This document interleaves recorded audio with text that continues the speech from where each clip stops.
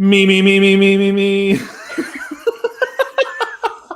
Welcome to the Guide to Movies podcast with Joe and Sean. I am Joe. He is Sean. This is episode 50. Holy shit. 50 episodes together, and you go Beaker from the Muppet Babies on us. Or just the regular Muppets. I was more like do, re, mi, fa, sol, la, ti. Put a little seltzer in there, just go for the gold. I do have that too. Hold on. So, did you say seltzer? Seltzer, yeah. LaCroix. LaCroix. It's not just seltzer, it's LaCroix. Like the HBO sponsor of no.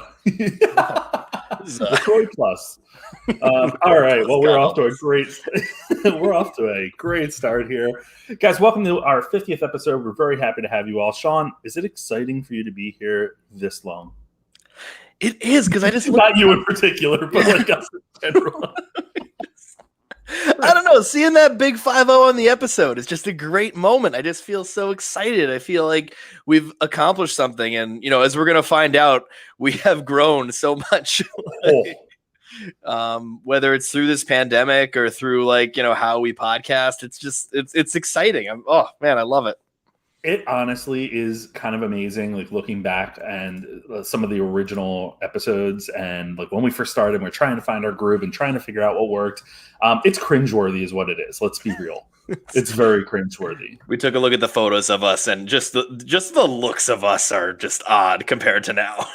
So why don't we start off and take a look at some of the photos here and take a look at this photo, right? So for those of you that are unable to see, if you're listening on the podcast, we'll post these tomorrow so that you can see them. I'm taking the pictures as we're doing this. But Sean, this is when I introduced you as the co-host of the podcast. So ready, here you go.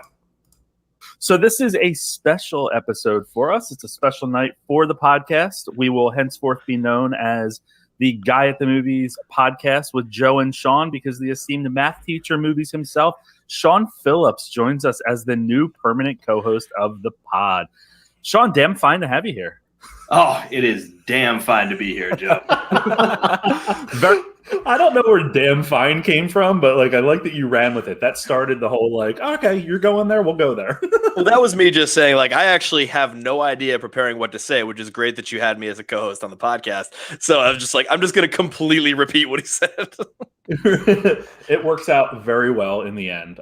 It's been a lot of fun to do that or have that back and forth. I think we've been told multiple times that we have a really good rapport with one another. Rapport is not the word. Chemistry. Chemistry, that's the word. I think we have a good rapport too. Rapport works. I think it works. Rapport works. It's part of it, right? But hey, here we are. You did this, I did this, but we wanted to pull some of our favorite moments. And this was really difficult because I ended up watching 7 episodes of our podcast while working today. But there's a couple that I want to make sure that we are covering and that we're playing the audio at least for. And this is also going to feature some of our guests that we've had over the years. And by over the years, I mean over the year. Anyway, let's play this one. Why don't we play this one? Because I think this is hilarious. If I can get to it. And there we go. So the February of this year, we had Big Ace from Movie Reviews with Big Ace on. And this was what transpired. Oh, no, I don't think I hit the volume. Well, we'll get there in a second. We had Big Ace on, and this is what transpired. And then that's before driving around the desert mountains. Before desert mountains, after the exit. Yes. How's the trunk space? How's the trunk space? Okay, that was kind of cool. This is when we were talking about the little things and how we did not care for the movie. And I think we spoke Jared Leto's nomination into existence on this episode. Or that happened before. I don't know. No. This was the night before the Golden Globe nominations announcement. We had this episode, and we did say, not even it's just, is Jared Leto a good actor because of the little things? And we all agreed no, but the Globes agreed yes. And then right after that, the SAGs agreed yes as well. And thankfully, there was no Oscar nomination. We avoided that, but my God, that was an interesting time. the Globes really had a year this year, you know. Jared Leto. I mean, I don't want to compare him to music, but like that also happens. He is the music of people. I mean, just Jared Leto, the That might be a music of little people. You've heard it here first. So one of the things that I enjoy here is that we get on tangents, and obviously that has happened today already, and will probably continue to happen. And this was one of those tangents that I thought was hilarious, and you clearly jumped on as well. And this is when we were talking about Disney pursuing another live action remake, a live action movie for the Haunted Mansion. But obviously, it would be a remake and a reboot based on the Eddie Murphy one. But this is what we were thinking. And let me make sure I have the right clip coming up here because that's not the right clip. Yeah, please. But, you know, again, we get on some random tangents here, and this was definitely one of them that I really enjoyed. It made me laugh quite a bit. I actually can't remember this one, so I'm excited. It was very stupid, but here it is. The Hall of Presidents sounds like the trickiest movie to ever juggle. It's like there's writers there like, how do we keep everyone happy? The most ambitious crossover ever. Just imagine there's like portals from Endgame and like Abe Lincoln comes out and then like Andrew Garfield for some reason pops out. And then like Obama does like the Willy Wonka roll. There's like 18 presidents we have to cancel. It is well known. What's that? I'm just realizing now you said Andrew Garfield. I know. And no one called you out. You were like, yeah, that sounds right. We got to cancel him. Garfield. Poor Andrew Garfield. Oh my God, I didn't even notice that either. Well, as you know, we've been approached by Crooked Media to be their new political podcast multiple times, but we have to hold back because sometimes our knowledge is just too high. Too high. This sounds accurate. Man, that really happened. Oh, man.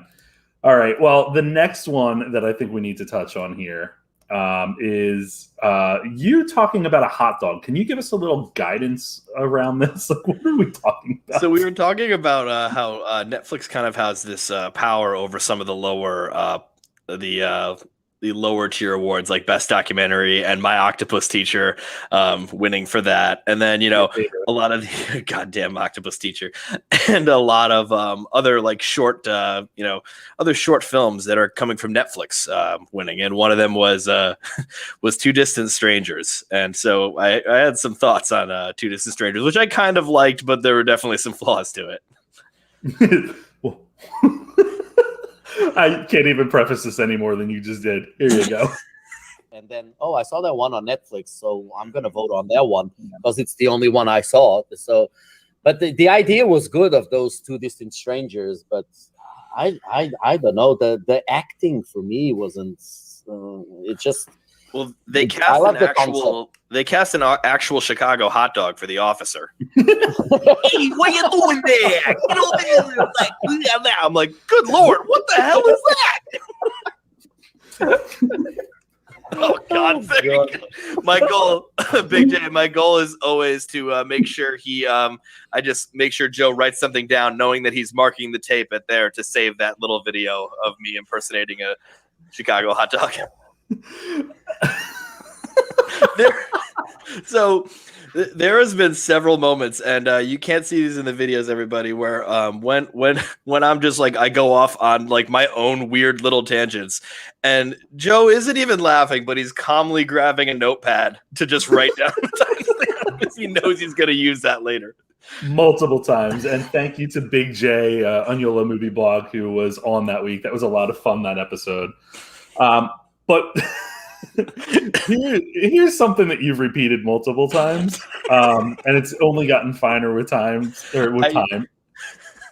I need to preface this one because we get our outline a few days beforehand, and I always like have like something that I want to say, like something stupid, probably doesn't mean anything. And then this time I had a bit that I had in mind, And this was Anthony Ramos being chosen to be starring in a Transformers movie. I was thinking about this for days, where if this joke bombed or if this bit bombed, it would have killed me. And so I was like, you could see me grinning like a doofus throughout this entire introduction.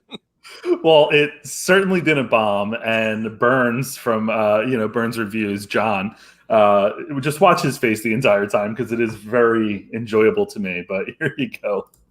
I love Anthony Ramos, by the way. But this had some. This got Sean and I having some fun online about what this could be. Sean, you said you'll see it if what?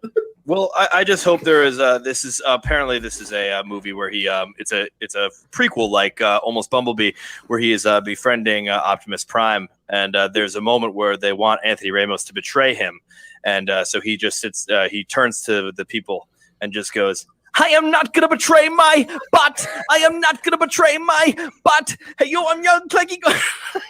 I don't have more. Don't write the time code. I just wrote the time. Did you see John's face? He just covered his eyes. Absolutely, man. Just leans back in his chair, man.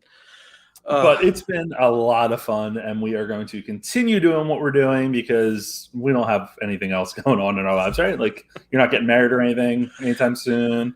That's the first time someone else said that out loud. I'm gonna get married. Surprise! I think that was like episode. Yeah, maybe that was during the film festival. That was last August that you proposed, right? So I just realized that one of my favorite moments on the podcast was not me introducing my fiance to the pod. So whoops. Whoopsie daisy. We'll see if she listens. But it's your test. It's your test. Yes, it was. I think I told we had a bunch of lovely cinephile ladies on, and it was just beforehand or just after where I said, "Oh yeah, I'm proposing in a couple of hours to my girlfriend," and they were just like, "How are you handling this right now?" It's like, not well. It was one of our special episodes, and it was pretty. I was pretty quiet the whole time. Everyone was like, "What the hell are you doing on here?" Then you're like, "I'm not gonna miss it. I'm not gonna miss it." I needed a distraction at that time. It's like it was still too many times beforehand. Absolutely ridiculous is what you are. Let me see. I think I can find it. Oh, if you could find it that quick, well done. It would be right after the film festival in early September, because that is a good little intro that we have. I definitely can't find. I mean, I found the episode, but it's going to take me forever, and I don't want to take up too much time. But yeah, we'll find that clip, and we'll dub it in next week. Just dub it in. We'll do it again. Just dub it in. I don't know how any of this works. Yeah, just dub it. It's fine. I'm here for the takes. The Anthony Ramos starring in Transformers takes. The Anthony Ramos takes. All right. Well, listen, we do have a lot of news to get to tonight. Some good stuff actually this week. After last week, we didn't have as much, and it's always funny how that like ebbs and flows, right? But we have some stuff to talk about this week. We have Knives Out 2 casting. Knives Out 2 casting. It won't end. It's a big one. But first, let's talk about what we've been watching. I have not been watching any movies. I realize. I always get to the podcast. I'm like, what have I watched this week? And usually it's like got to sift through a bunch of random shit. And I didn't watch anything, which is crazy. What I did watch is an entire season, 30 some episodes of Big Brother since last week. Wait, you did this in a week? I did. You okay, bud? I get very addicted to that show. Mainly because I don't know. I just like love the psychology behind it and the people like interacting and, I guess I like people playing one another. I don't know. But no, I watched an old season that I had heard of a person on there who was not he's like really well known in Big Brother fandom, but I had never seen anything about him. And basically he's a dick. The time that this aired, it was 2007 was the season I watched. And the way that he would approach the women in the house was so sexist and so just wrong and rude, and it was really frustrating to me. But the season is just really fascinating and a lot of like twists and turns. And if you're familiar with Big Brother at all, it's a bunch of people living in a house for, typically 90 days, 90-ish days. Maybe it's less than that. I don't know. It's like 2.5, 3 months over the summer. But it is really fascinating. And I got hooked on it when I was studying for the bar exam years ago. It was like my like reprieve each week. But now I watch it religiously, and I apparently love watching old seasons in a week. So that happened. But also been prepping for Tribeca stuff and just excited for all the films. I put out the preview today for Tribeca films that I'm anticipating. I was like, oh, I'm only going to put 5 to 10 on there. And there's not 5 to 10 on there. There's a lot more. But I'm excited for that. So that starts tomorrow. Have all that coming out. But Sean, like you're back into form because I've been watching your stories pop up and you're like, just watched earlier, watched a minute ago, watched yesterday, watched earlier, watched in my sleep. Like, what the hell is he watching? What's he doing? So I've got this. I haven't finished them yet, but I have I'm working on like different seasons of shows, and I have like a rotation of like 4 or 5 shows, and so I'm watching one a night instead of binging because I can be a binger at times, but I really like to not just go one and then the next and then the next. So I may talk about those as we go, but yeah, that is pretty much right now. Like the last 2 or 3 nights has been just me straight up between Pose, Sweet Tooth, MODOK, For All Mankind, and I think one other one, Master of None, and I just keep on going through that cycle. Are you enjoying MODOK any more than you were originally? I still have an issue with the central character being so terrible that it's kind of tough, but that's the point, obviously. Yeah. And Patton Oswalt is thankfully bringing so much great stuff to it comedically that it's working for me. It's not a all-star home run. I mean, this is doing the Robot Chicken thing without it being, as joke machine as Robot Chicken. And I don't know, when you have this format, it sort of should call for that. But I'm gonna, keep going and keep on posting those just watchings. Mo's like, damn, I have to catch up. He's gonna have a lot this week. But this week you have listed Plan B and Inside. Talk to us about them. Plan B is the 3rd movie in 2 years that involves two high school age girls going on a road trip to either try to stop a possible or terminate a pregnancy. There was Unpregnant as a comedy last year, and then Never, Rarely, Sometimes, Always as a very devastating drama last year. And Plan B is the 3rd I've seen of this. And even though it's a very specific genre that we've seen before, this brings out a fun, gross out teen comedy that has this emotional edge to it that I absolutely love.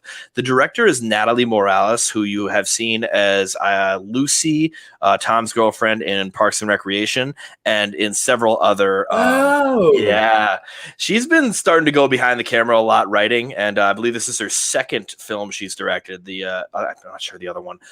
Interesting. It's very well directed. It's a great comedy. It's on Hulu streaming right now.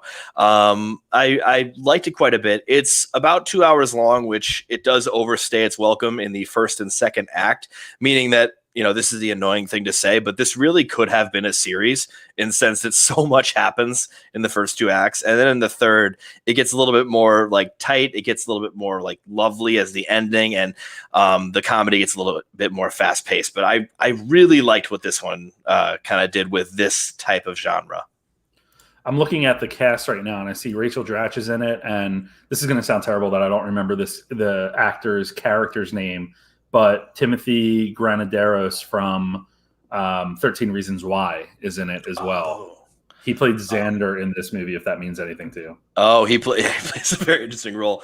The 2 newcomers, or I don't know if newcomers is the right. Well, yeah, kind of. They're basically newcomers because I haven't heard of them before, and I know everything. But that was supposed pretentiously as the newcomers because I haven't heard of them. They are spectacular together. They are so good.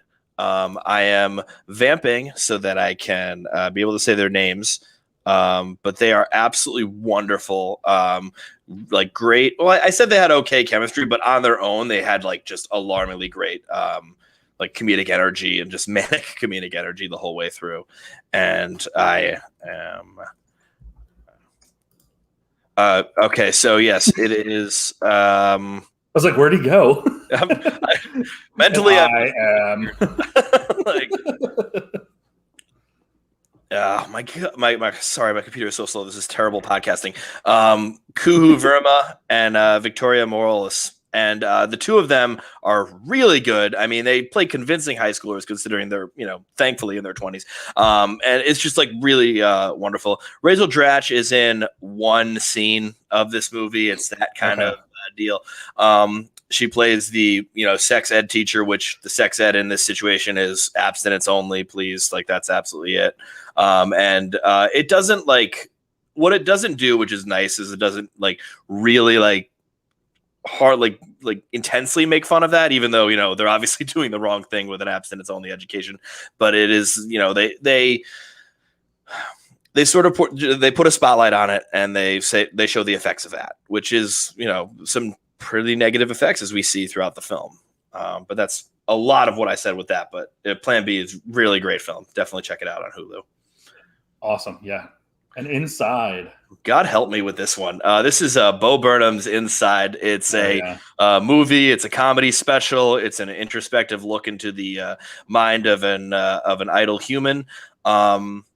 This was spectacular. This was a musical concert film, if you will. This has so much of it. I forgot a lot of it and had to watch a lot of it again. And then it truly did immerse for me. Even the cheap joke songs have something to them that have a depth to them. The one song I'm going to say, and I don't want to spoil the end of the joke of it, but there's the white girl's Instagram. And it's making fun of a white girl's Instagram, and it's accurate, it's on point, and it would have been funny on its own. But then it hits this depth, which actually is sort of beautiful. And a lot of people are saying this is oh, Bo Burnham's going crazy, or Bo Burnham is depressed, or Bo Burnham's trying to make us depressed. I mean, I don't think it's that. I think it's a reaction to this year. I think it's us trying to reflect on how it's easy to just say, he lost his mind or something like that. On one hand, it's a performance, first of all, but I mean, there's probably some truth in that performance. There's probably some difficulties that he has faced, like we literally all have faced in the past year or so. And for this alone, it's just something that is so intelligent that I did have to give it another watch to really wash over me. But it works. It works on many levels. It sounds really fascinating. I didn't get a chance to watch it after Austin had mentioned it last week on the podcast. But every review that I've seen, and of course there's certain people that I look out for the reviews, you being near the top of them. And it just seems like something that I definitely would be all about. So I need to check that out. Oh man. I need to really get a list going and catch up. No. What you need to do is you need to enjoy Tribeca. Do not make a list. You have a list of 70 movies. Have a list. You have the longest list right now. Wait until after Tribeca. You're off a list right now. Anyway, this is exactly what I'm like, though. Yeah. So hopefully some of these movies that I'll be seeing at Tribeca will be awards contenders next year. Here's hoping. But tell us a little bit about what your column for Awards Watch with Math Teacher Movies was this week. So on Awards Watch, about 2 weeks ago, they announced that they were going to do the awards, the Oscars are going to do the pandemic theater rules again, where it's going to be pretty much any sort of streamer is eligible for the Oscars. And everyone had their takes on this. They said this is the end of the theater industry, over dramatic, I consider, or this is Oscars are going to just go with streamers from now on. And that's the take that I grabbed a hold of, because when it comes to the Oscars, not much has changed. And basically saying that a lot of the movies that won this year were pretty much theater movies. Yes, they were also on streaming and they were available at home, but they were theater movies for a few weeks beforehand in some of them, or available in theaters as well, or gone through a very limited theater circuit. And that just sort of tells me that there's still a bias for theaters. I mean, I think of the two main ones, Mank and Trial of Chicago 7 were the big Netflix players, and Mank got a couple of technicals. Trial of Chicago 7 just got absolutely blanked. And it just tells me, and I am focusing on Netflix with this because that's the primary streamer in my opinion. And in that case, not much has been, like done with the Oscars. I mean, we could even look at Ma Rainey's Black Bottom, which, did get a few technicals, but did not get any above the line as well. And instead lost to a movie that was the first movie I saw in the theaters coming back. And so that's where I think that the theater bias with the Oscars is a lot more heavy than we think. And that's why I don't know if there's going to be much of a difference coming up in the in this coming Oscar season. Which is kind of crazy, right? Because I feel like given that theaters are coming back the way they are, the mindset of the average moviegoer is going to be back in a theater mindset and not necessarily, thinking about streaming and how that's impacting the theaters. I mean, impacting the awards. Then the reason I'm stumbling is because as I'm thinking about this, I'm like, but they don't give a shit about the awards anyway. So at the end of the day, it's really just for the studios to make to give them a little bit more leeway, I guess, as they get things back up and running and get films out. That would be my thought. It's tricky because you're right. They don't, studios don't care about awards, but they also want that prestige. I mean, I make the argument that just to clarify, I think studios care about awards. I don't think the average moviegoer does. Oh, that's very true. Yeah. But yeah, I think it is interesting how this works because there is the awards side of it and the industry side of it. And those are right now in a very different situation. Because, the awards side of it, they don't really care about the money. They don't really want the money. But the industry side of it is where it's, we want to get the most money possible for our movie. And, that's where some of the HBO Max goes back and forth with theaters and all that. But it gets tricky. Well, and that's a good segue, I guess, into some of the news. This isn't on our outline, but it was released last week by HBO Max, or I guess it was by Samba TV, who is kind of like the new Nielsen in terms of streamers and stuff. But Cruella did rather well on not HBO Max, on Disney Plus. Oh my God, I said released by HBO Max. Released by Disney Plus. Only the best reporting you're going to get here. Flying off the cuff. No, but the numbers regarding how Cruella did in the household versus in theaters, and it added, I think, another $20 million. So it was pretty much like a $47 million weekend for Cruella, which still is behind A Quiet Place 2 last week. But at the same time, I mean, that's a really solid box office that we have not seen in quite some time. And this past week, we saw The Conjuring, The Devil Made Me Do It, take over A Quiet Place 2, which wasn't expected. It was expected to be a close race and be second. So it's nice that we're actually seeing a race, instead of like the latest Bruce Willis shitter popping up there for $800,000 a weekend or something. Liam Neeson on a 7-week run. Yeah. With 3 different movies. I am not going to lie. I was just looking at another article while we were talking to prepare for something we're going to talk about. And I saw Liam Neeson mentioned and was like, we're not doing that tonight. We'll save that for next week. Just don't want to handle that. We don't have room for Liam Neeson here. Let me give you 2 quick hit stories and get your quick reaction on them. These, again, aren't on our outline, but they just came out recently. DC and Warner Brothers has announced that they're going to release the Blue Beetle movie on HBO Max. Blue Beetle is one of those characters that is lesser known, I guess, in terms of mainstream DC characters. But it tells the story of a young Mexican-American boy who is walking home with his friends and finds a blue beetle scarab. And later on, the scarab latches onto his spine, I believe it is, which is kind of weird. Latches onto his spine and provides him with a suit of extraterrestrial armor that can be modified to enhance his speed and strength, as well as to create weapons, wings, and shields. Honestly, I remember the first introduction I had to Blue Beetle was back when I was watching Smallville, and they would introduce like these minor crazy characters. And it made me research a lot. And I remember researching Blue Beetle a lot. And it's kind of interesting how many of them follow sort of the same mythos in a lot of ways. They just kind of like, scarab for stone or, whatever, try to figure out a different way. But interesting that it's going straight to HBO Max. Do you make anything of that? It's interesting how,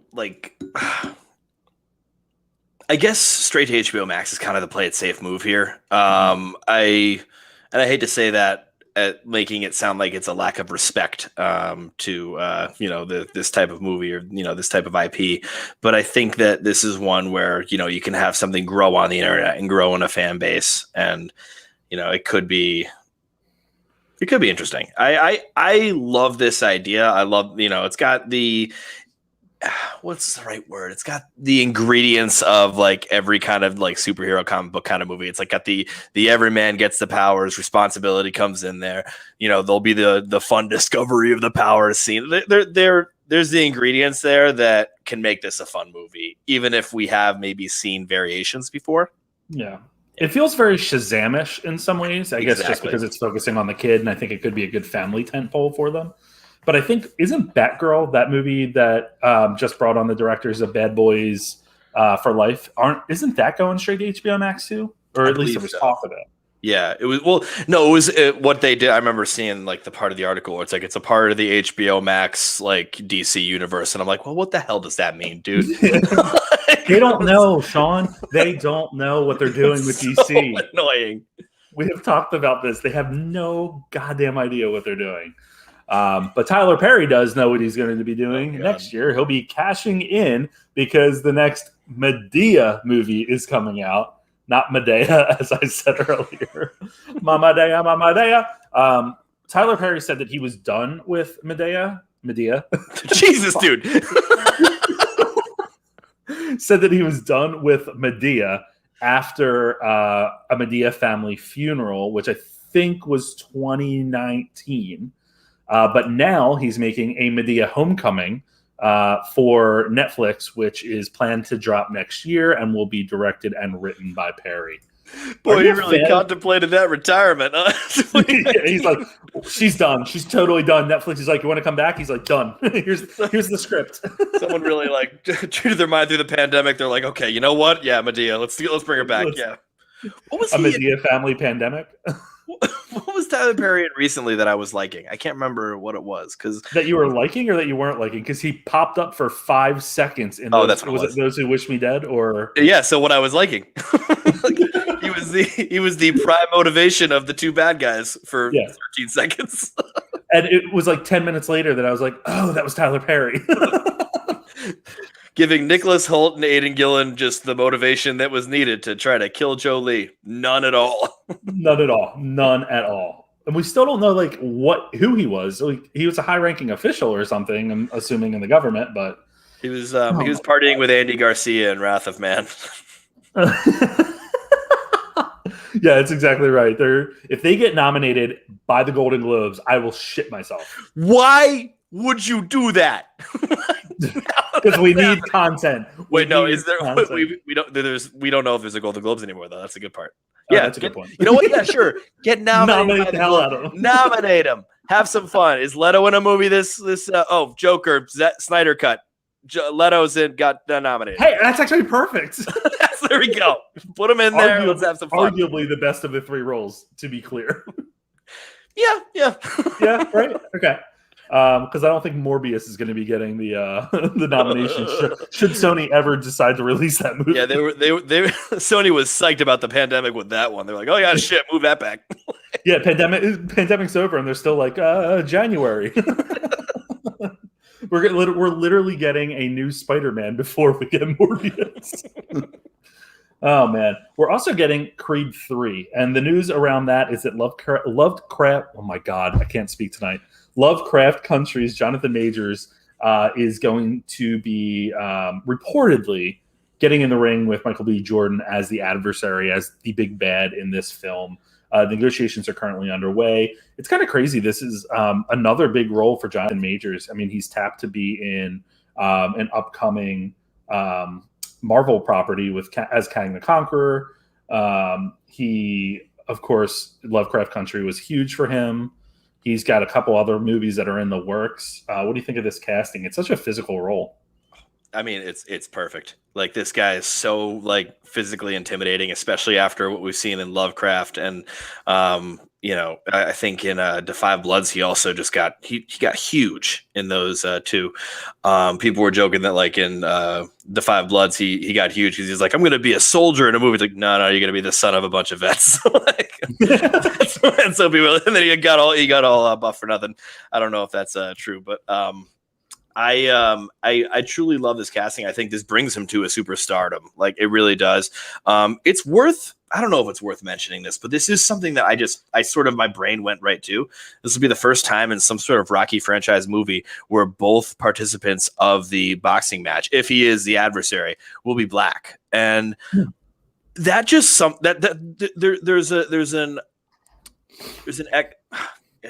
exposing nature to that I love, where finally there will be that. I mean, obviously in the first 5 Rockies that couldn't be the case, but it is a situation where we have this sort of completely different avenue we're going down with Creed, and to have that is going to be great. Plus, watching those two fight is going to be awesome. I would watch a fight with Michael B. Jordan and Jonathan Majors. Like, those two are huge. Now, this is all like, I really hope he's the adversary. If it turns out he's like, like a commentator in the sports ring or something, or just like a newspaper reporter, I'll be very upset. But I think he's the adversary, and oh man, that's beautiful casting.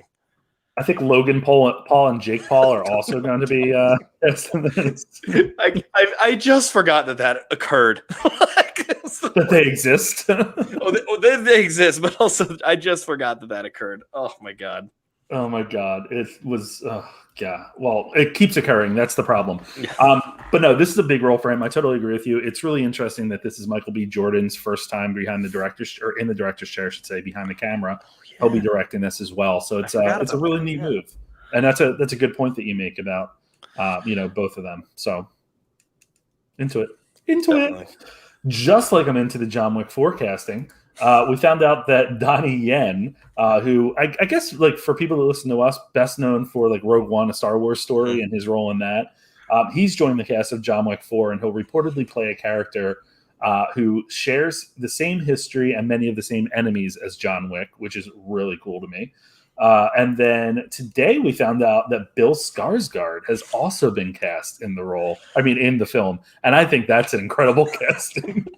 I'm so pumped for it. Are we about to get an It impression from you? No, I don't think I have the abilities there, and I didn't think of it. Oh, damn it! But Skarsgård is someone that, like, I just imagine when I found out it was his casting, I'm like, oh, this guy's getting a bullet in the head. He's the entitled, like, privileged son of, like, just Ian McShane, or something of that nature, and wow.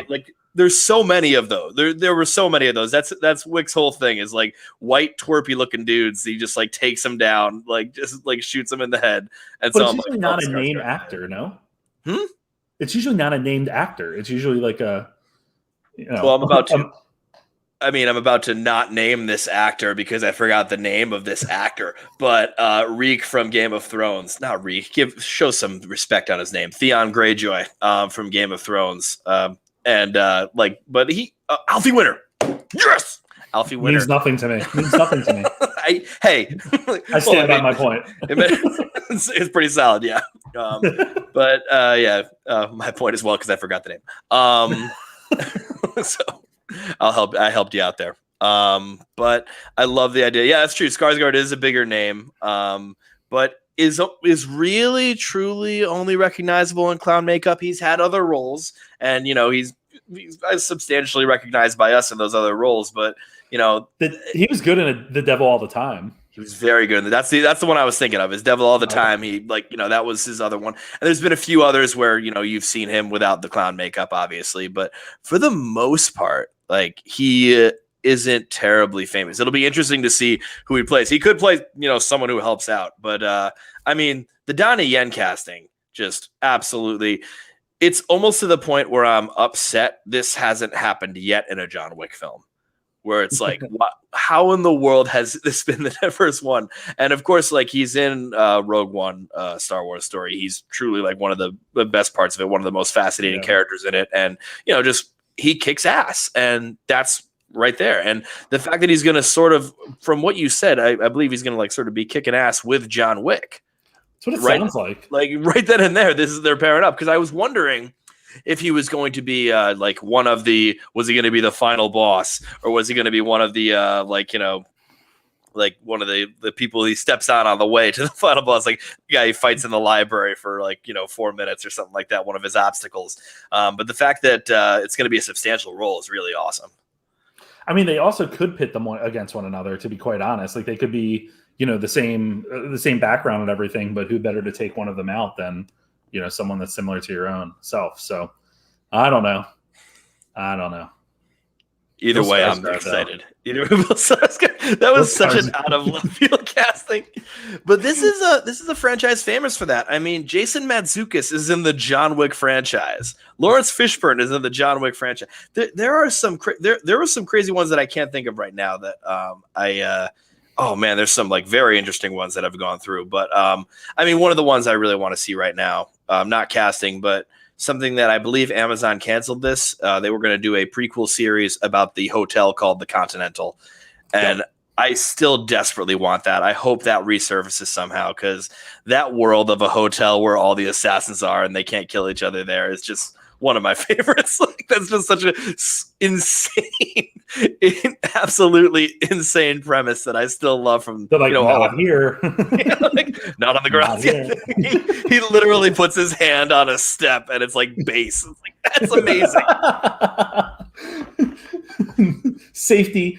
Well, you mentioned Lawrence Fishburne. While he won't be returning for The Matrix 4, Christina Ricci is joining The Matrix 4, we found out. Keanu Reeves, Carrie-Anne Moss, and Jada Pinkett Smith are returning for the film, which is being directed by Lana Wachowski. And it's currently slated for release this December. She also joins Priyanka Chopra Jonas, Jessica Henwick, Neil Patrick Harris, Toby Onwumere, I'm probably butchering that name, and Yahya Abdul-Mateen II, who is rumored to be playing a young Morpheus. I'm actually really excited for this movie. Maybe it's just because who knows what it's going to be, and it's there's still a possibility it could be great, but I have no idea where they go after the Revolutions and whatever. The other one was Reloaded Revolutions. Yeah. But this is an interesting casting. Where did they pull her from? Casper 2? I truly don't know where she came from. It's been 80 years since Casper 2. And it's kind of wondrous. There's not even a Casper 2, just to be clear. Oh yeah, no, yeah. If there was one, it would have been a while. But I think Ricci was always so talented. I have not heard from her in forever. I mean personally, yes. But I love the casting. I love the casting of someone that's going to be, an older Ricci, who's going to be darker, who's going to be more of fascinating. I don't even know what she looks like at this time, which it doesn't matter, but just to see the disposition of what she is about in this world, I'm really curious about this movie. I love the idea that it's coming up. Normally, when you have a sequel that's a lot further back from the rest of them, you start to get there's the apprehension. But in the way that Reloaded and Revolutions disappointed, this is a chance for a redemption. Is that what they called it? Matrix Redemption? Or was it Matrix? What was it? What was the fake title for the fourth Matrix? Matrix Revenescence? Matrix Revolutionary Road. Revelescence. I will try to find it while you continue on. I'll keep vamping.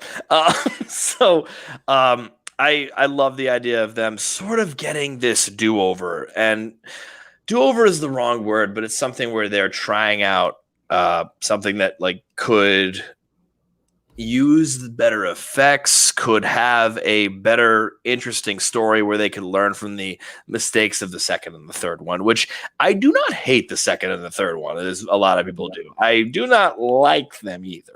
There's a lot of flaws in them, but I think that, they could explore something different in those worlds, and it looks like they're changing enough of it where that's going to happen. I'd love to see Fishburne, don't get me wrong, but I think they're changing enough of it in the casting, with the exception of some of the leads, but they're bringing some people in that could be interesting. And I'm not convinced that Fishburne won't show up. I know that he said in an interview that he wasn't asked. I don't believe that's true. Like, I don't know that they move on to a fourth film and not talk to one of the big stars from the original series. That sounds kind of dumb to me, unless there's bad blood that hasn't been reported on. But the film was reportedly going to be called Matrix Resurrection. I believe that came out of someone, like a costume designer or someone, sharing a gift that had that embroidered on the inside or something like that.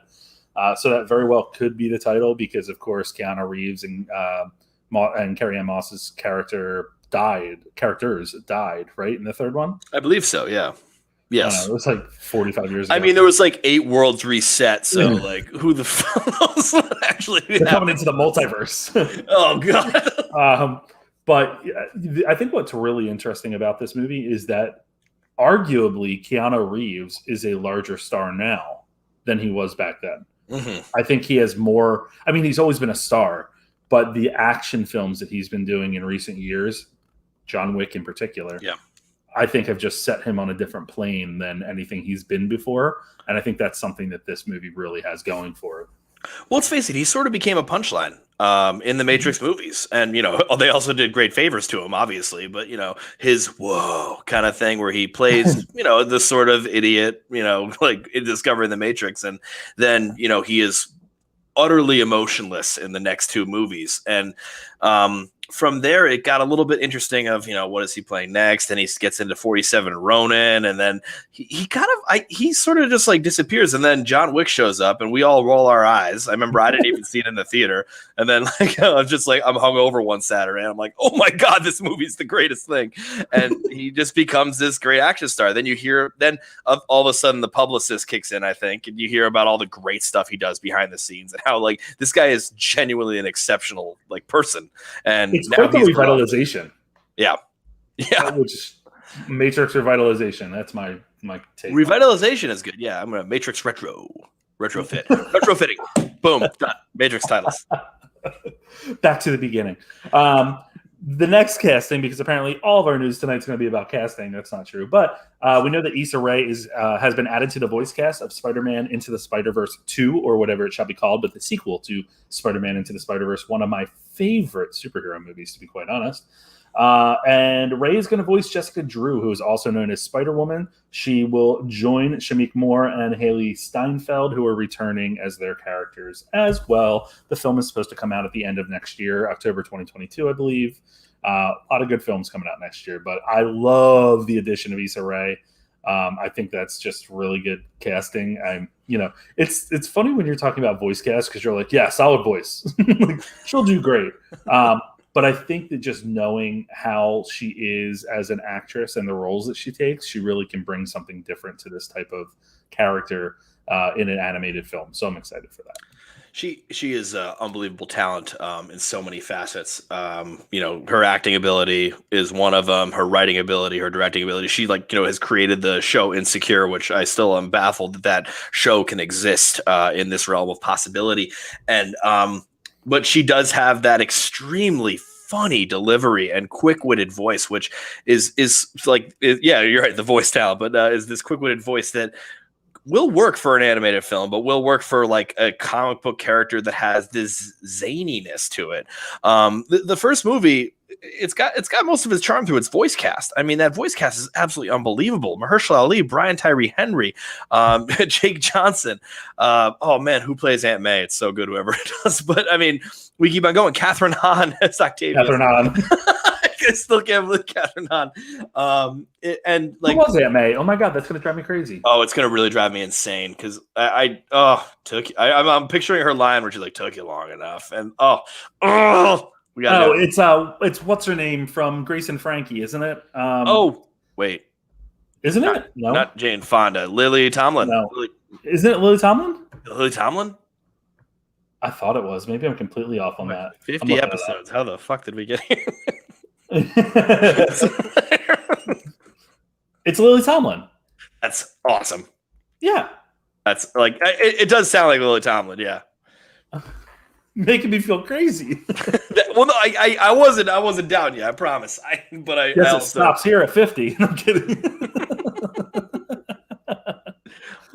Anyway. Good casting. It's I want to know your thoughts on Madeline Klein from The Outer Banks joining Knives Out 2. no. Me neither, but there's our Knives Out 2 casting for the week. No, we'll talk about it for a second. But like, I think this is the casting that was used in the first Knives Out, where it was the lovely actress from, I believe, 13 Reasons Why, second mention of it. Like this is sort of bringing in that younger audience. Now, you know, there's also probably some talent there. Honestly, I did not watch Outer Banks, so I don't know. But you know, this is bringing another facet to this cast, which is they are really like they're checking the boxes in a remarkable fashion. Dave Bautista, Edward Norton, Janelle Monáe, Katherine Hahn, Leslie Odom Jr. My gosh, who am I forgetting there that I didn't add in there? Kate Hudson. Kate Hudson. Oof. Daniel Craig, of course. Insanity. Wouldn't it be great if all of a sudden he said, "Yeah, Daniel Craig's not going to be in this one." Yeah. Hey, he's going to do Bond again. It's going to be Pierce Brosnan. Yeah. Hey, I'd be okay with that. That would be kind of cool. As long as he doesn't sing. All right, so now we're going to move on to the section of the show that I call prequels, sequels, and spinoffs. Hey, Jessica, our producer over here, can you do a nice little drop in here for us that gives a little like tag or whatever they call it, the business? Prequels, sequels, and spinoffs. All right, here we go. I don't know what's happening. So what we're getting first is a prequel to Master and Commander. I didn't like Master and Commander, fun fact. But this was 2003's movie with Russell Crowe and Paul Bettany. It is based on the books of the same name. There's multiple books in the series. This movie is rumored to be based on the first one, which will tell sort of the origin story or the growing up story of Russell Crowe and maybe Paul Bettany. And A Monster Calls Patrick Ness is writing the script. And that's it. That's the story. You don't like Master and Commander? I don't really remember it. I'm going to be honest. I think I need to watch it again. Maybe. I mean, yeah, kind of. I loved this movie, but I do love it's the high seas adventures movies. I mean, this was an episodic film in the sense of like they were trying to outsmart a French ship, and so they do all these like goofy creative things, and it's literally the same thing as Down Periscope starring Kelsey Grammer. It kind of reminds me of Greyhound a little bit too. It does. Oh, it does have a little bit of Greyhound. Yes. Because like basically it's like this survival thing where they're pretty much outnumbered in, the type of ship they have, but they're, trying to get away. But outnumbered, outmanned. Hamilton. We're bringing it all in here. We're bringing it everything. And I personally love this movie. I'm thinking they're going to recast the roles because I don't know if Russell Crowe, with his unhinged physique, in more ways than one. I mean, I have my pandemic bod, so there's no judging. But that dude ain't playing a younger version of himself. It's not happening. No, it's probably time for them to do that. It would be pretty mean though if like they hire a different actor, but Paul Bettany plays the younger version of himself. That would be a very tough. I want to see the prequel to this. I love these high seas ones. Although my big thing is I want the director to be Peter Weir because Peter Weir directed this one and had that vision. Peter Weir hasn't directed a film in 11 years, and that's because he was born in 1945 and that dude wants to sleep. So like I'm thinking that he has done with directing. I'm pretty sure he has retired from directing based on this. I would love to see this be like his comeback and his one, like, yo, peace, I'm out. And like, just kind of go from that angle. However, I think he could direct it. I mean, Clint Eastwood is like 95 and he's directing a boxing movie, probably where he's starring the boxer.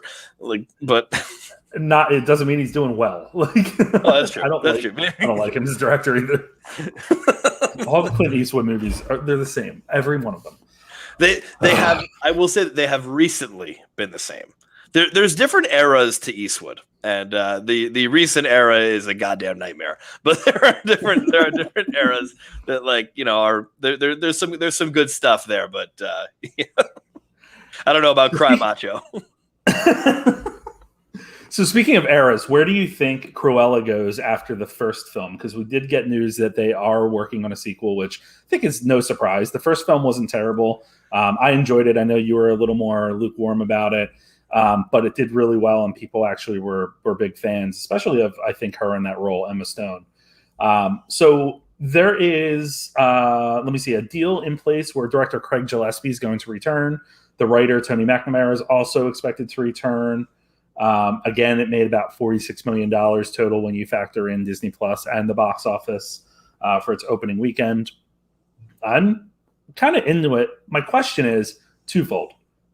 First, what I already asked, but I'm going to preface that with this. Did you know there was an after credit scene? Or an in credit scene? Oh, wait. I think I heard of this like way after I saw it or before I saw it or something. I had no idea, and I forget how I found out. I think I was at the theater. Oh, yeah, I was at the theater this past weekend, and someone was talking about it randomly. But yeah, there's an after credit scene or a mid credit scene where she gifts two dogs or two puppies, I guess it is, to Anita and one of the others. I guess her buddy that was in the shop, her gay best friend that they never say is gay because it's a Disney movie and that's not allowed. But so the names of them are the setup for like what we know from 101 Dalmatians. But how the hell do we get there? Like, that's my question. Like, she's nice in this movie, ultimately, like, to the dogs. How do we get to this like crazy, like, she really wants to skin them alive and like the Cruella that we know? I did see someone said maybe it's an alternate timeline Cruella. I was like, we can't do this shit with everything. I think that's honestly what it is. It is just, in this one, the plot of 101 Dalmatians does not exist, because that's the only way you can. Because right now she's presumed dead. Like I don't know if that's a spoiler, but I don't know where she goes with this one. But I don't know. She's not presumed dead, isn't it? Estella that's presumed dead. Oh, you're right. I forgot. Cruella's not different. Oh my god. This is the please get the mythos right. I am furious right now. This is just absolute. Okay, let me try to like unpack this the best I can. I get why they're doing it. It was a lot of fun. It was liked by like the majority of audiences. I enjoyed myself. I didn't understand the purpose, and not in the usual sense of I didn't understand the purpose of something, but more just in the sense where like literally I didn't understand the purpose of what this character went through and what it means. And I don't know if they're going to explore that any further. I would rather have a movie where Paul Walter Hauser is the main character as Horace, because obviously not. It's a one-note character, but he had a fun time. I don't like him as an actor. Really? I don't. I think he's typecast, and obviously in like the buddy role that he usually has. I agree there, yeah. But I don't even like him in that. I just think I think they're all lazy performances. So this is going to be a terrible question where I already know the answer to this one, and we're already going to go down this road because you're not a fan of this director. How'd you feel about him and Richard Jewell? Because that was a departure for him, which I thought was pretty noble. It's noble that he attempted the departure. I don't think that he did well with the departure. I don't know that he has that range, in my opinion. I also don't know that it was the best character for him to take on with, like, in terms of his first departure from these comedic roles that we're talking about. Because the character himself is very iffy. Well, it's an iffy, yeah, and there's the tricky part of that where then we have Eastwood's style of directing, where Eastwood's just like does not give actors any notes and are just like just go. It's like, wait, what am I supposed to do? Like, he's just do it. That's interesting. Okay. I'm also very charmed by Paul Walter Hauser. Like, whenever I hear an interview with him, he's like the most friendly dude. So that should be what I go on. He was funny in I, Tonya. I'll give him that. I did enjoy him in I, Tonya. Tonya was great. Well, that was where like most of us like sort of found him, and so we were all kind of thrown by him in that, and like the fact that like then they did the annoying thing in biopics where they like show the actual people, and he was the same person, which was just really scary.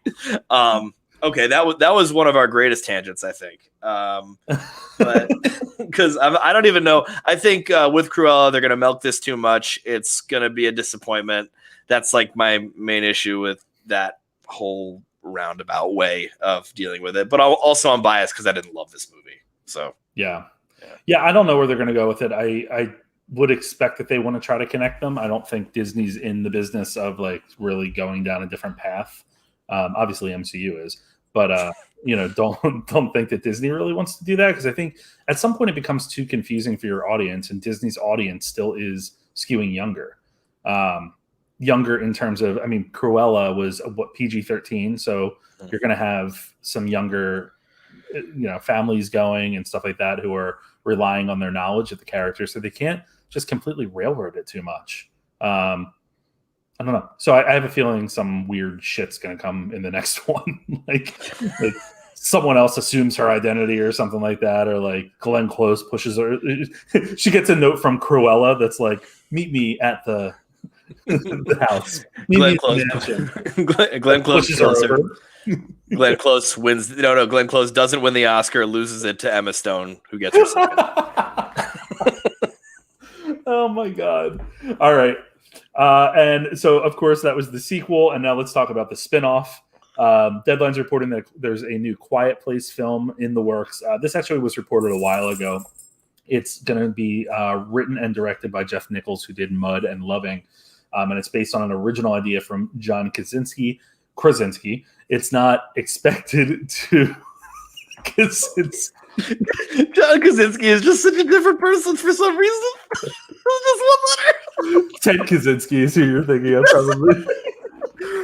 Anyway, the film is not expected to be a direct continuation, although they're already talking about A Quiet Place Part 3. But this would be a spin-off of sorts that would broaden the world. Typically, I'm the type of person that's like, hit me with every film. Like, I'm whatever. If you can make a good film, I'm all for it. So I want to keep an open mind in that sense. But also, like, don't do too much. Like, I really liked The Quiet Place too. I think we both loved The Quiet Place too. We thought it was really good. And but I've also talked to people who are not so thrilled with it. And I just feel like going back to that well too much might dampen the long-term rapport of the first film. But I don't know. This is my opinion. It's tricky because the people that do not like A Quiet Place Part 2 do not like it because it opened itself up a little bit more, and therefore you lost some of the character development that you would easily see in the first one. And so right off the bat, it's like, well, I mean, shit, then, because this thing is going to open up way more and be like a gigantic world. So, I think people are just going to start to hate this. I personally, I do understand what those people say. I will say I disagree with them. I will say that I don't really want this type of film. I want like the story to close. And we talked about this on our spoiler pod for A Quiet Place Part 2, where, the end of the second one sort of ends like as the second part of a trilogy, and they're gonna, they can move on. Now, I don't know what this movie is. I don't know if this is going to open it up wider and be a part of that like third portion, or this is going to be some sort of side swipe. I love this world. Sideswipe's not the right word. like side story is the only word. I'm sideswipe. I love this world. I loved this world after the first one. I loved this world after the second one. We got that opening scene for that was like the day one of the attack, which was spectacularly done. So they can do this. They can do something that's a little bit more wide, that's a little bit more interesting. And also, this is, like you were mentioning, this is Jeff Nichols, who has done something as interesting as Loving or Mud and Take Shelter, which are very like interesting, insane movies. But then also one of the big ones is Midnight Special. Midnight Special, I did not. Yeah, buddy. I did not worship the ground this film walked on like a lot of people do, but this is a great sci-fi film, and I think that that's something that can really like capture this. I love the idea of this. I'm ready for it. I hope that we still see our characters and their story continue, because these characters really matter to me now. And some people say they weren't treated right in part 2. I think they were treated fine, and I want them to be in there again for a part 3 eventually. I'm with you. I think we're going to get a part 3 because the way that this ends is very much a setup, in my opinion. If they were to cut it, it would be, I don't know that it would be satisfying, and I don't know if they want to end it there. And I think Krasinski's already said in a couple interviews that he's working on a third idea or working on something. Whether or not he'll come back to direct it is a whole nother question, but I don't know. I don't know what they could do, though. I mean, if you're just focusing on another family, sure. Like I guess that's interesting. I mean, they could go back into Cillian Murphy's character and like look at the background of Cillian Murphy's family and everything, because that was so dark though. Yeah, it's very dark, but I mean, that's a direction they could go, right? Like we don't know. I mean, we know a little bit about it, but we don't know the details and haven't seen everything. So that would be an interesting way for it to intersect with what we have seen so far in the first 2 parts of A Quiet Place. I have the idea of what they do for this story. It's in the first one, you see there's a newspaper, like in the newspaper mill and like in the shop that says "It's sound" with a picture of the monster. So that means they printed that newspaper on a printing press, saying it's sound. So I want the story of the newspaper office of the guys like running an extremely loud machine that is printing out papers saying, "Please God, don't make any noise." They're like, "Should we be doing this?" My God, it's one of John Krasinski just called and said no. So we're not doing a journalism movie. Okay, fine. Spotlight won the Oscar. You want your Oscar? Come on. Well, The Post didn't really do too well when that came out, so even though I did enjoy that movie too. I like that movie too. I will say, I said this on the Lambcast podcast. So the Lamb is, if you Google large ass movie blogs, it's the Association of Large Ass Movie Blogs. That's literally what it's called. But I was on their podcast, like episode 500 and blah, blah, blah. They've been around for a bit. And we were talking about this, and I told them on there, the first time that the monster, well, not the first time, but when the officer is standing out there in the middle of the street and he's trying to talk to like John Krasinski, and I mean, I think it's him and his son at that point. I don't even remember. But anyway, the thing just barrels into him and gets him. I lost my shit. Lost it. And I was like, oh, we're doing that in this movie, huh? That's where we're going? Oh, man. All right. Well, final story of the evening here. God help us. It's a doozy. Rob Zombie is rebooting, or adapting is a better term, the Munsters TV show, which seems like it's a much more iconic and long-running show than it really was. I think it ran for 70 episodes only. But, the Munsters, I feel like a lot of people know, most people know what the Munsters are, right? Anyway, he's developing a movie about the Munsters, and casting rumors include basically the leads of The Devil's Rejects and 3 Ways to Hell, I think it was called, and all the ones that he does. And it's expected to go to Peacock and theaters in some combination there. I don't know. But, hey, that's happening, Sean. So who said creativity's dead? Oh, boy. Rob Zombie. I don't know who he is as a director. Honestly, I don't know what he's trying to be. I've seen a rare amount of his movies, but I've seen enough to try to wonder, like, what's your goal? What is he trying to do? He has something. He has some kind of a vision. He the Halloween movies were pretty terrible. His just because you're trying to just mess with Carpenter, that's just absolutely a terrible idea. And I don't understand where this is coming from. Is this going to be a gritty reboot? Because The Munsters is a family comedy where they make puns about being different monsters and stuff like that. Stop reading in the dark. You're going to hurt your eyes. Then we're going to have to get you another pair. Laugh track, laugh track, laugh track. What is Zombie going to do with that? I'm baffled, but I tried to write notes and I think I just started to doodle and I can't even doodle on this thing. I don't know, man. I don't know. Yeah, I'm going to throw another wrinkle in the who is Rob Zombie. There was rumors for years, that he was going to make a movie about the Philadelphia Flyers, the hockey team. Here's why. because back in the 70s when they won the Stanley Cup, the Flyers became known as the Broad Street Bullies because they were a team of tough guys and they were fighting. And, that's when I guess the NHL really got into the fighting, thanks to Philadelphia, of course. But he had been working on that for a long time, or at least trying to get it going for a long time. And he said, quote, "It was about the 1974 Philadelphia Flyers. The true story is so insane that you can't believe it's real. They were a fledgling team. Nobody cares. So they basically built this team of tough guys. They won the Stanley Cup twice based on being so terrorizing. Other teams were scared to play them."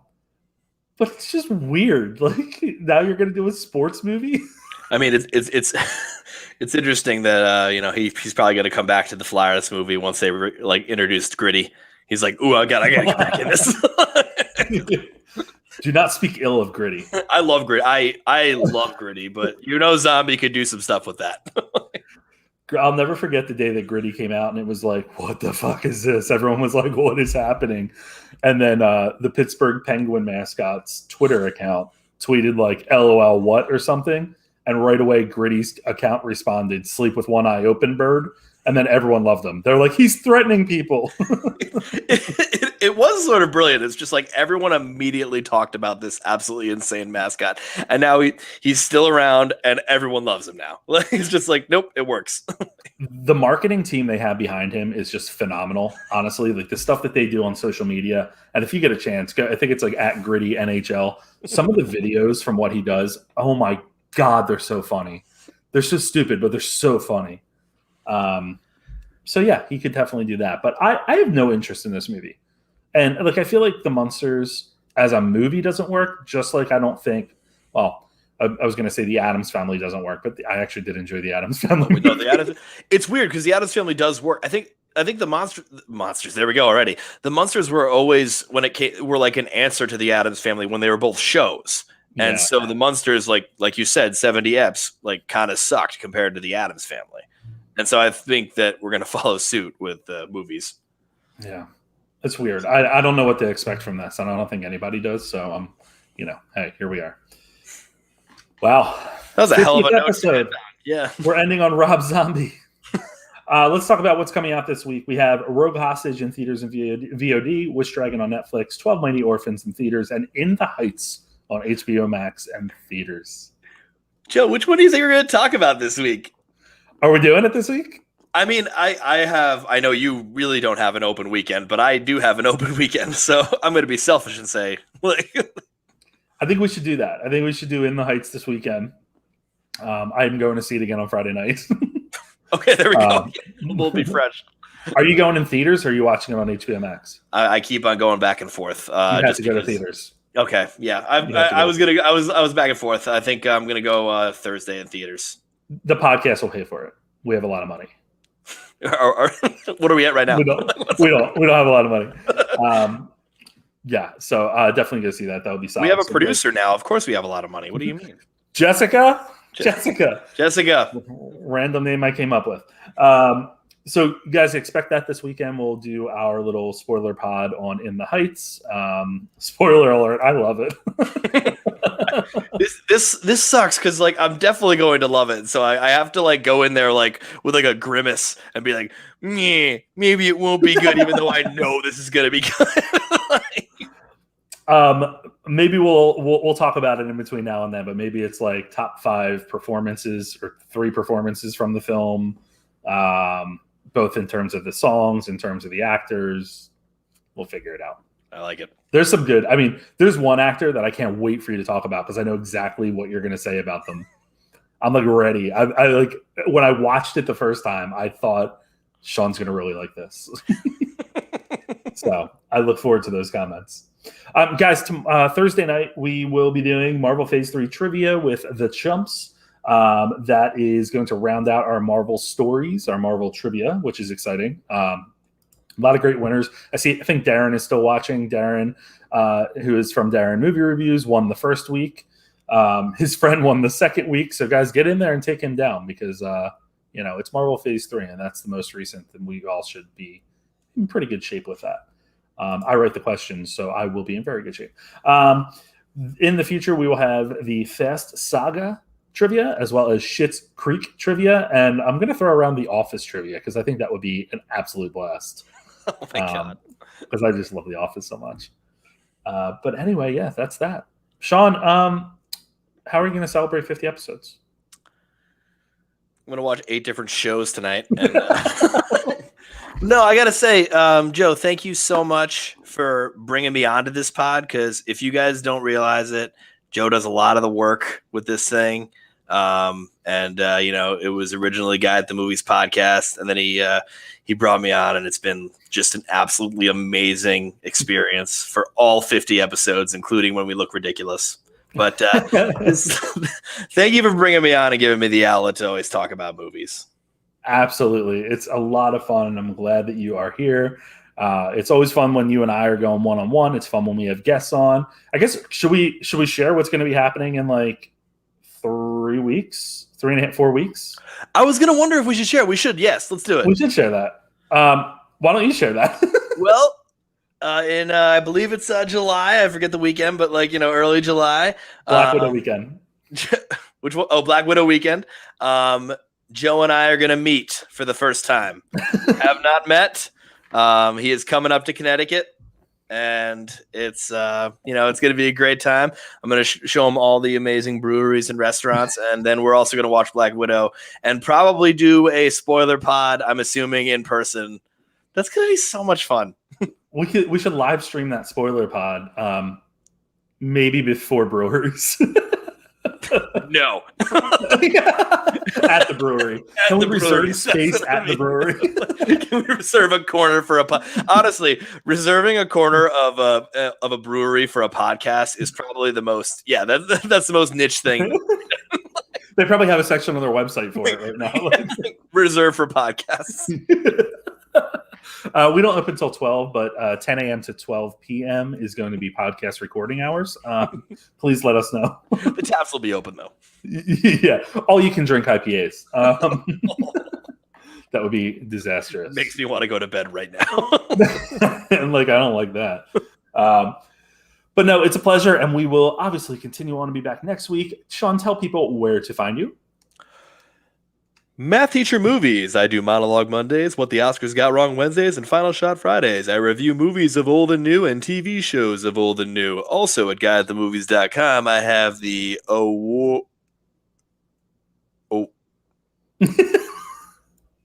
Awards Watch with Sean, where I go deep into... It's wrong? Awards Watch with Math Teacher Movies. I literally changed it on the outline for you. Oh, did you? That wasn't me. There's an outline. Jesus Christ. Yes, he's here. Sean's here. Math Teacher Movies. Find him elsewhere. But you can find me Watch with Math Teacher Movies, where I go over different awards news. And you can find me at Guy at the Movies on Instagram, Guy at the Movies 1 on Twitter, Guy at the Movies on TikTok, Guy at the Movies 1 on TikTok, maybe. I do stuff like here and there with it when I remember. But it's a lot of fun. And guyatthemovies.com. So I just want to put another plug in there too. Tribeca Film Festival is coming up for the next week and a half, and I'll be covering that virtually online. So I am ready to roll on that. I just launched a Tribeca section of the website today that has the history post that came out last week. So it's just kind of a short history to understand where Tribeca Film Festival came from. It's actually really interesting. As well as a preview of all the films that I'm looking forward to. And I'll be updating that because I've already realized that there's a few more that I want to throw on there. So if you need to find me, I'll be on my couch watching Tribeca films, probably from tomorrow morning or tomorrow through next weekend. So, there I am. It'll be fun.